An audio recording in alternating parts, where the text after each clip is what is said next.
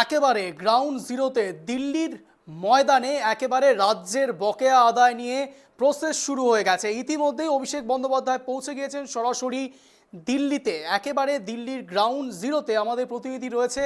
আমরা বোঝার চেষ্টা করব, জানার চেষ্টা করব আপনাদের উদ্দেশ্যে, প্রত্যেকটি বার্তা দেব যেখান থেকে শুরু করে অভিষেক বন্দ্যোপাধ্যায় দমদম বিমানবন্দর থেকে শুরু করে একেবারে দিল্লিতে এই যে যাত্রাপথ, এই যাত্রাপথে একটাই দাবি, রাজ্যের বকেয়া ফেরাতে হবে, রাজ্যের বকেয়া ফেরত দিতে হবে, রাজ্যের বকেয়া টাকা কেন্দ্রকে হিসেব দিতে হবে, রাজ্যের টাকা দিতে হবে জনসাধারণকে। সেই দাবিতেই অভিষেক বন্দ্যোপাধ্যায় সরাসরি পৌঁছে গেছেন একেবারে দিল্লিতে। সরাসরি গ্রাউন্ড জিরোতে ইতিমধ্যে আমাদের প্রতিনিধি রয়েছে দেবযানীর থেকে জানার চেষ্টা করব একেবারে গ্রাউন্ড জিরোর খবর, একেবারে আপনাদের গ্রাউন্ড জিরোর খবর দেব। এই মুহূর্তে অভিষেক বন্দ্যোপাধ্যায় সরাসরি দিল্লিতে পৌঁছে গেছে। দেবযানী, তোমার কাছে যে প্রথম প্রশ্ন রাখবো, এখন এই মুহূর্তে দিল্লিতে পৌঁছে গেছেন অভিষেক ব্যানার্জি এবং তার সাথে এখন আর কতক্ষণ বাকি বৈঠক শুরু হতে, একটু জানাও।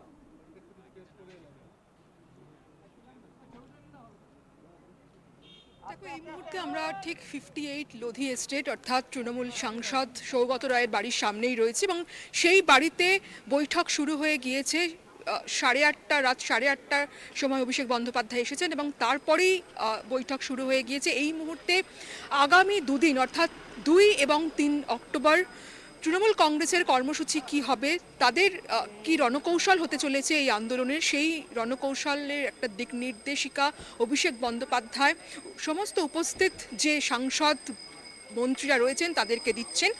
এবং অভিষেক বন্দ্যোপাধ্যায় দেখো আজকে দিল্লিতে আসার সময় কলকাতা বিমানবন্দরে দাঁড়িয়েই খুব স্পষ্ট বার্তা দিয়েছেন যে তাদের রাজধানীর বুকে আন্দোলনের ঝাঁজ কতটা তীব্র থেকে তীব্রতর হবে এবং তারই প্রস্তুতি বলতে পারো এই মুহূর্তে সৌগত রায়ের বাড়িতে চলছে।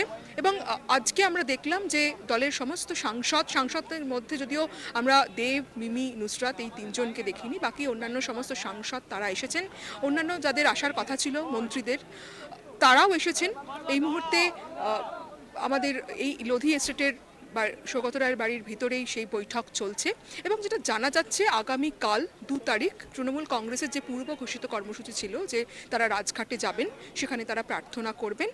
দুপুর 1টার পরে সেই প্রার্থনায় তারা যাবেন, আমরা যেটা এখনো পর্যন্ত জানতে পাচ্ছি। কিন্তু তাদের মূল ফোকাসটা করা হচ্ছে 3 তারিখের কর্মসূচিতে, কারণ 3 তারিখ যন্তর মন্তর থেকে তাদের মিছিল করে কৃষি ভবনের উদ্দেশ্যে যাওয়ার কথা রয়েছে, যেখানে তাদের সেই কৃষি ভবন ঘেরাও করে অর্থাৎ কেন্দ্রীয় মন্ত্রী গিরিরাজ সিংয়ের সেখানে ঘেরাও করে তাদের যে জব কার্ড হোল্ডারদের যে স্বাক্ষরিত চিঠি তারা এনেছে কলকাতা থেকে দিল্লিতে, সেই চিঠি দেওয়ার কথা রয়েছে। তাই বিশেষ করে নজর দেওয়া হচ্ছে 3 তারিখের কর্মসূচিতে। সেই 3 তারিখে কোন নেতা নেত্রীর দায়িত্ব কি হবে, কোথা থেকে মিছিল কার নেতৃত্বে যাবে, তার একটা আজকে দিক নির্দেশিকা দলের সর্বভারতীয় সাধারণ সম্পাদক এই বৈঠকে দিতে পারেন, এমনটাই কিন্তু জানা যাচ্ছে। অঞ্জন, একদমই তাই দেবযানী, তুমি যেটা জানালে এখন এই মুহূর্তে কারা কারা এসে উপস্থিত হয়েছে সেটা একটু যদি জানাতে।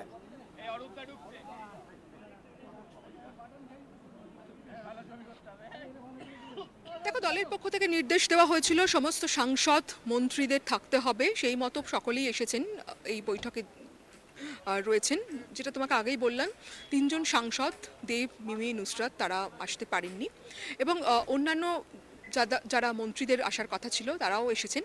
এবং এই বৈঠকে যাওয়ার আগে আমরা দেখলাম যে তৃণমূল কংগ্রেসের মুখপাত্র কুণাল ঘোষ তিনিও বলে গিয়েছেন যে তারা যে লক্ষ্য নিয়ে এই রাজধানীতে এসেছেন, যে দিল্লির বুকে এসেছেন, সেই লক্ষ্য নিয়েই তারা এগিয়ে চলবেন। অর্থাৎ অভিষেক বন্দ্যোপাধ্যায় কিন্তু আজকে আমরা দেখেছিলাম যে বিমানবন্দরে খুব স্পষ্ট করে বলে দিয়েছিলেন যে তাদের যতক্ষণ না কোনো নির্দিষ্ট তারিখ দেওয়া হবে, কেন্দ্রীয় মন্ত্রী তাদের সঙ্গে যতক্ষণ না দেখা করবেন তিনিও হাল ছাড়বেন না।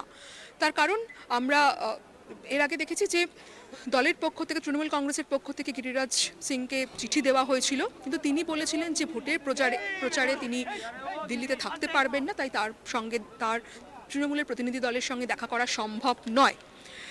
এবং তারপরেই কিন্তু এই চ্যালেঞ্জটা নিয়েছে তৃণমূল কংগ্রেসের সর্বভারতীয় সাধারণ সম্পাদক অভিষেক বন্দ্যোপাধ্যায় তিনি আজকে খুব স্পষ্ট বলেছেন যে যতক্ষণ না পর্যন্ত তিনি দেখা করবেন, যতদিন না পর্যন্ত তিনি দেখা করবেন, তারা পিছু হটবে না। অর্থাৎ তিনি এটাও বলেছেন যে কোন দিন গিরিরাজ সিং কেন্দ্রীয় মন্ত্রী তিনি দেখা করবেন সেটা তাদেরকে খুব স্পষ্ট করে বলতে হবে। সেরকম প্রয়োজন পড়লে, যেটা এখনো পর্যন্ত যা খবর পাওয়া যাচ্ছে, যে 4 তারিখ তারা কেন্দ্রীয় মন্ত্রীর দফতরে যেতে পারে এবং সেদিন তার থেকে সেটা কোনো লিখিত কোনো সেটা তারা জানতে চাইতে পারে যে কোন দিন তাদের সঙ্গে তাদের সময় দেবেন কেন্দ্রীয় মন্ত্রী, এবং সেই দিনই তিনি আবার তার প্রতিনিধিদের নিয়ে কেন্দ্রীয় মন্ত্রীর দফতরে যাবেন। তবে এখনো পর্যন্ত যা খবর রয়েছে যে গিরিরাজ সিং তৃণমূলের প্রতিনিধিদের সঙ্গে দেখা করবেন না। আগামীকাল রাজঘাটে তৃণমূল কংগ্রেসের যারা এখানে এসেছেন, দিল্লিতে এসে উপস্থিত হয়েছেন, তারা যাবেন গান্ধী মূর্তিতে, এবং সেটা যেটা তোমাকে আগেই জানালাম যে বেলা 1টার পর সেই সময়টা ঠিক করা হয়েছে।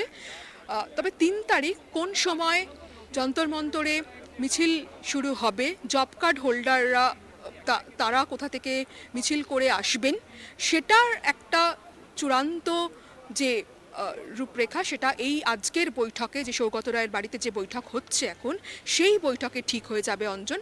আর কিছুক্ষণের মধ্যেই তোমাকে যেটা বললাম যে 3 তারিখের যে কর্মসূচি তৃণমূল কংগ্রেসের এই দিল্লিতে, সেই 3 তারিখের কর্মসূচির ওপর তারা বিশেষভাবে জোর দিচ্ছে।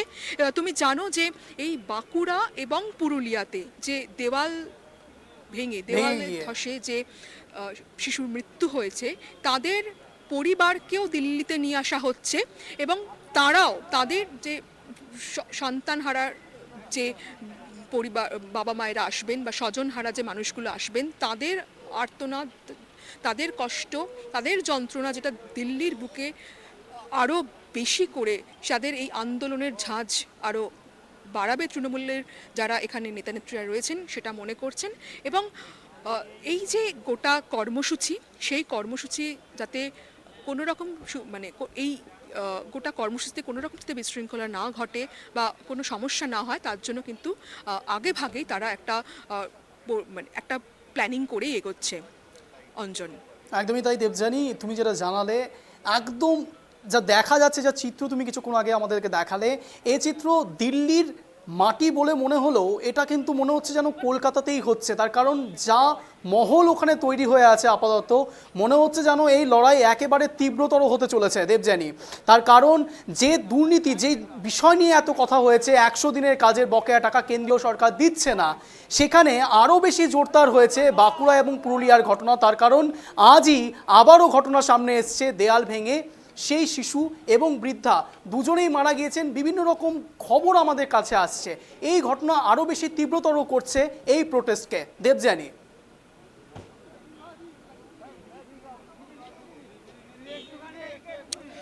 একেবারে তাই, এটাকে তৃণমূল কংগ্রেস অবশ্যই ইস্যু করবে, এবং অভিষেক বন্দ্যোপাধ্যায় সেটা কলকাতা বিমানবন্দরে দাঁড়িয়েই বলে এসেছেন। তিনি প্রশ্ন তুলেছেন যে এই যে মৃত্যু হলো, সেই মৃত্যুতে কেন কেন্দ্রীয় গ্রামোন্নয়ন মন্ত্রী গিরিরাজ সিংকে গ্রেফতার করা হবে না, তার বিরুদ্ধে কেন পিআইএল হবে না। তার কারণ তার বক্তব্য যে আবাস যোজনার তালিকায় এই যাদের আজকে এই একটা যাদের পরিবারে এই বড়সড় মর্মান্তিক দুর্ঘটনা ঘটল, সেই পরিবারের নাম ছিল আবাস যোজনায়। কিন্তু নাম থাকা সত্ত্বেও তাদেরকে কেন্দ্রীয় সরকার আবাস যোজনার টাকা দেয়নি, এবং যার ফলটা ভুগতে হলো আজকে তাদের।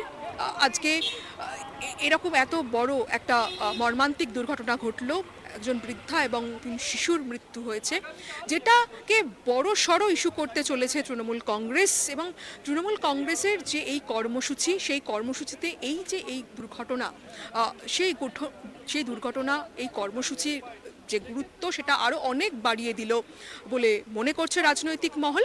এবং তুমি জানো যে ইতিমধ্যেই শান্তনু সেন, শান্তিকা বন্দ্যোপাধ্যায় তারা ওই পরিবারকে নিয়ে দিল্লির চলে এসেছেন, তাদের থাকার ব্যবস্থা করা হয়েছে। তবে তোমাকে এটাও জানিয়ে রাখি অঞ্জন, আমরা দেখেছিলাম, গতকাল থেকে দেখছি যে এই যে যারা জব কার্ড হোল্ডার, যাদেরকে নিয়ে এসে দিল্লির বুকে আন্দোলন জোরদার করার কথা যে পরিকল্পনা রয়েছে তৃণমূলের, তারা যেটা করতে চাইছে, সেই জব কার্ড হোল্ডাররা যারা যখন ট্রেন পেল না, যখন তারা বাসে করে আসছে, তখন সেই বাস ইউপিতে আটকে দেওয়া হয়েছে বলে তৃণমূলের তরফ থেকে অভিযোগ করা হয়েছে।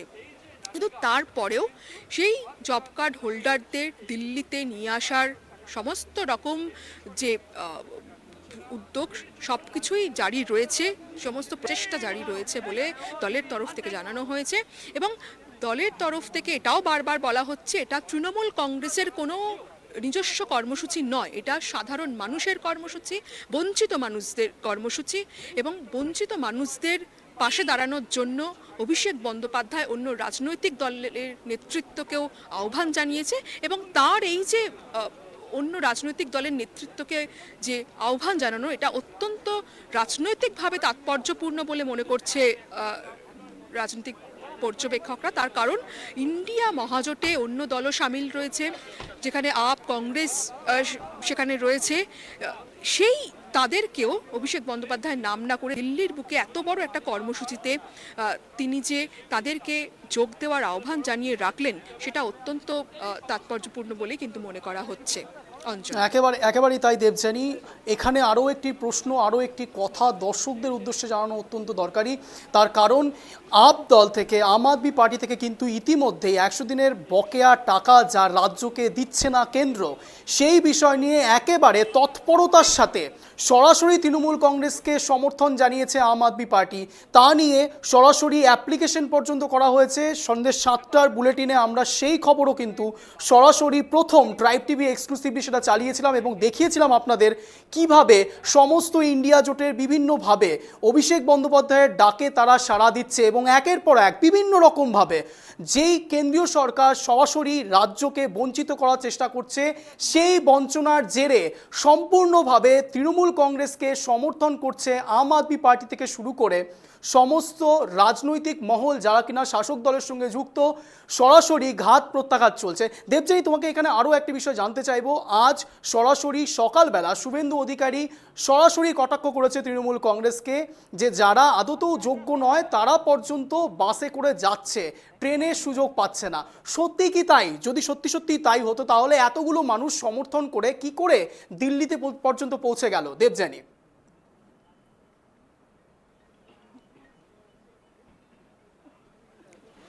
দেখো, তৃণমূলের এই পূর্ব ঘোষিত কর্মসূচিকে আগাগোড়াই বিজেপি কটাক্ষ করছে। এমনকি তুমি জানো যে বিজেপি এখানে একটা পাল্টা কর্মসূচি নিচ্ছে।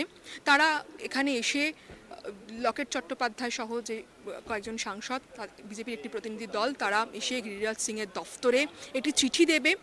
তাদের সেই চিঠিতে যেটা থাকবে যে তৃণমূল কংগ্রেস 100 দিনের কাজ, আবাস যোজনা, এই যে প্রকল্পগুলোর টাকা আটকে রাখা হয়েছে সেখানে তাদের বড়সড় দুর্নীতি রয়েছে, তাই তাদেরকে যেন টাকা দেওয়া না হোক।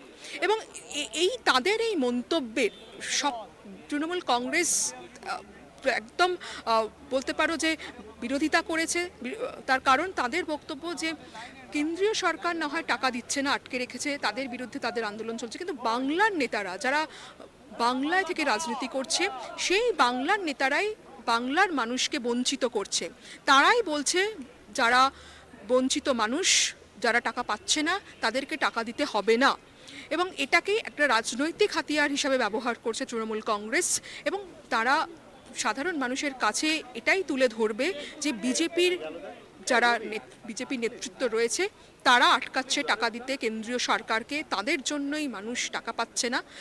এটাকে কিন্তু তারা প্রচারের হাতিয়ার হিসাবে ব্যবহার করবে। অঞ্জন, একেবারেই তাই। দর্শকদের উদ্দেশ্যে আরও একটি কথা এখানে জানানো অত্যন্ত দরকারি। এটা কেমন প্রোপাগান্ডা যেখানে দেখা যাচ্ছে সরাসরি রাজনৈতিক দলেরা বলছে, বিরোধী দল বলছে সরাসরি শাসক দল টাকা বিভিন্ন রকমভাবে অপব্যবহার করেছে। মেনে নিই, কিছুক্ষণের জন্য যদি মেনেও নেওয়া যায় যে হ্যাঁ শাসক দল কোনো কারণে অপব্যবহার করছে, কিন্তু এইখানে যে প্রশ্ন তৃণমূল কংগ্রেস বা শাসক দল তুলছে যে বাংলার নেতারা এই বিষয়টাকে কিভাবে সাপোর্ট করতে পারে, কেন্দ্রীয় সরকারের এই বঞ্চনাকে কি করে সাপোর্ট করতে পারে। তার কারণ তারা তো রাজনৈতিক দল, তারা তো বিরোধী দল, তারা তো শাসক দলের এগেনস্টে কথা বলছে, তার সাথে সাথে জনসাধারণের কথাও ভাবছে। যদি সত্যি সত্যি জনসাধারণের কথা ভেবে থাকে তাহলে জনসাধারণের উদ্দেশ্যে জনসাধারণের কার্যকলাপ অনুসারে তারা কি পাচ্ছে, তার কারণ শেষ অবধি এই টাকাগুলো জনসাধারণের টাকা, তাহলে জনসাধারণ বঞ্চিত হচ্ছে নাকি? প্রশ্ন তুলছে ট্রাইব টিভি, প্রশ্ন তুলছে সেই সব রাজনৈতিক দলের নেতাদের যারা শুধুমাত্র শাসক বিরোধী করছে কিন্তু মানুষের কথা ভাবছে না। তার কারণ আজ মানুষের কথা ভাবতে গিয়ে অভিষেক বন্দ্যোপাধ্যায় সরাসরি দিল্লি থেকে একেবারে রাজ্য থেকে দিল্লিতে পৌঁছে গিয়েছে। শুধুমাত্র একটাই দাবি, 100 দিনের সেই টাকা, রাজ্যের টাকা, জনসাধারণের টাকা ফিরিয়ে দিতে হবে। সেই প্রশ্নই বারবার তুলেছে অভিষেক বন্দ্যোপাধ্যায়। সরাসরি সাংবাদিক বৈঠক করে তিনি বলেছেন ইটের বদলা পাটকেল। দেবযানী,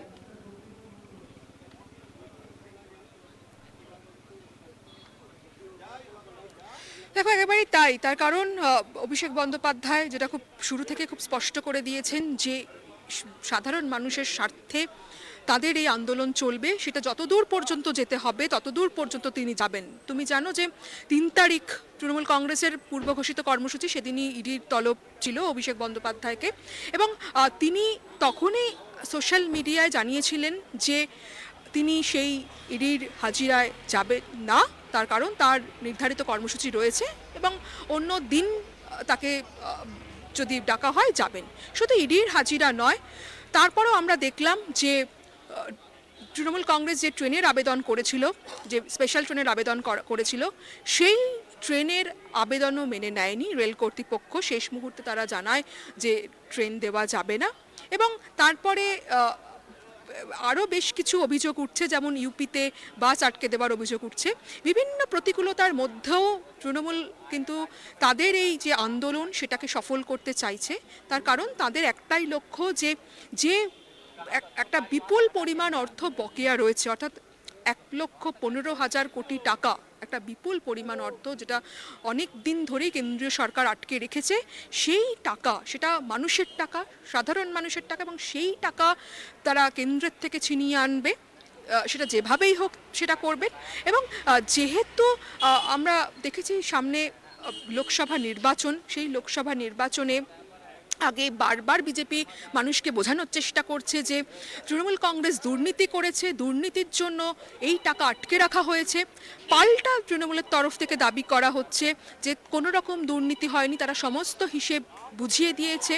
এবং তাদের এটাও বক্তব্য যে যদি দুর্নীতি হয়ে থাকে তাহলে সেটা কেন্দ্রীয় সরকার অফিসিয়ালি জানাক, সেটা কোনো তথ্য প্রমাণ দিয়ে জানাক। তো এটাও বলে রাখি অঞ্জন তোমাকে যে এই যে সোশ্যাল অডিট যেটা হয়, সেই সোশ্যাল অডিট আমরা কালকে কংগ্রেসের এক সিনিয়র নেতা তিনি একটি টুইটারে তিনি একটি পোস্ট করেছেন, আমরা দেখেছি যে সোশ্যাল অডিট আটকে রেখেছে জেলাগুলোতে। বিভিন্ন রাজ্যে কেন্দ্রীয় সরকার যে সোশ্যাল অডিট করে সেই সোশ্যাল অডিটকে নিষ্ক্রিয় করে রাখা হয়েছে, সেই সোশ্যাল অডিটের টিমকে টাকা দেওয়া হচ্ছে না বলেও অভিযোগ করা হয়েছে। এই সোশ্যাল অডিটের কাজ কি, যে এলাকায় যেখানে যে জেলায় এই পঞ্চায়েতের কাজগুলো হয়, 100 দিনের কাজ হয়, তার রিপোর্ট দেয় সেই সোশ্যাল অডিটের টিম, সেটা রিপোর্ট দেয় এবং সেই অডিটের রিপোর্ট অনুযায়ী রাজ্যগুলোকে টাকা দেয় কেন্দ্রীয় গ্রামোন্নয়ন দফতর। কিন্তু সেই টাকা দেবে না বলেই কি, মনরেগার সেই টাকা দেবে না বলেই কি সোশ্যাল অডিট আটকে রাখা হয়েছে, এমনও কিন্তু প্রশ্ন তুলছেন দিল্লির রাজনীতিবিদরা। অঞ্জন, একদমই তাই দেবযানী। যে বৈঠক এখন চলছে, ইতিমধ্যে আমরা কথা বলছি সেই সময়ে বৈঠক চলছে, এই বৈঠকের ফল কি হতে পারে, এই বৈঠক থেকে কি নির্যাস বেরিয়ে আসতে পারে বলে জানা যাচ্ছে দেবযানী?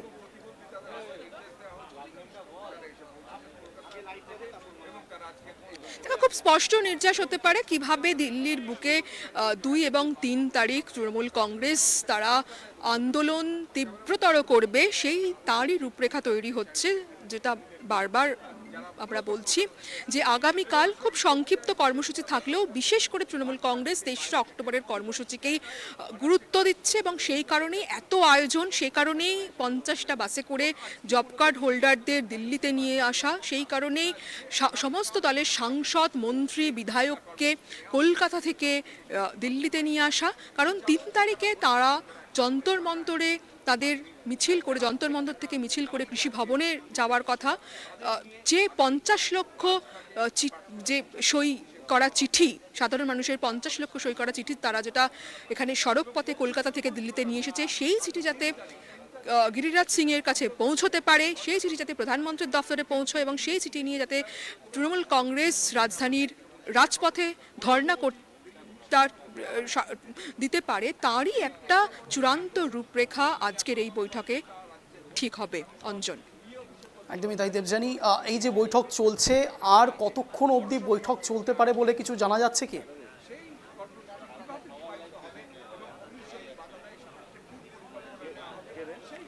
দেখো, 8:30টার সময় বৈঠক শুরু হয়েছে, যেহেতু একটা গুরুত্বপূর্ণ বৈঠক তাই আরও বেশ কিছুক্ষণ বৈঠক চলবে এমনটাই খবর। কারণ এই বৈঠকে পুঙ্খানুপুঙ্খ বিবরণ দেবেন অভিষেক বন্দ্যোপাধ্যায়, তাই বৈঠক আরও এটা একটা আজকের এই বৈঠক তৃণমূলের কাছে অত্যন্ত হাই ভোল্টেজ একটা বৈঠক, তাই বৈঠক আরও বেশ কিছুক্ষণ চলবে বলেও আমরা জানতে পাচ্ছি। এবং বৈঠক শেষে সৌগত রায়ের বাড়িতে নৈশভোজের আয়োজন করা হয়েছে, যেখানে যারা এখানে যে সমস্ত সাংসদ মন্ত্রীরা এসেছেন তারা সেই নৈশভোজে যোগ দেবেন বলেও জানতে পারছি।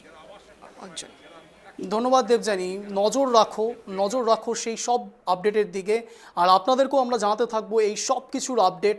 অভিষেক বন্দ্যোপাধ্যায় সরাসরি রাজ্য পেরিয়ে একেবারে দিল্লির দপ্তরে চলে গেছে, একেবারে দিল্লির গ্রাউন্ড জিরোতে, একেবারে দিল্লির রাজপথে নেমে পড়েছেন। তার কারণ লড়াই একটাই, 100 দিনের টাকা, রাজ্যের টাকা ফিরিয়ে আনতে তো হবে।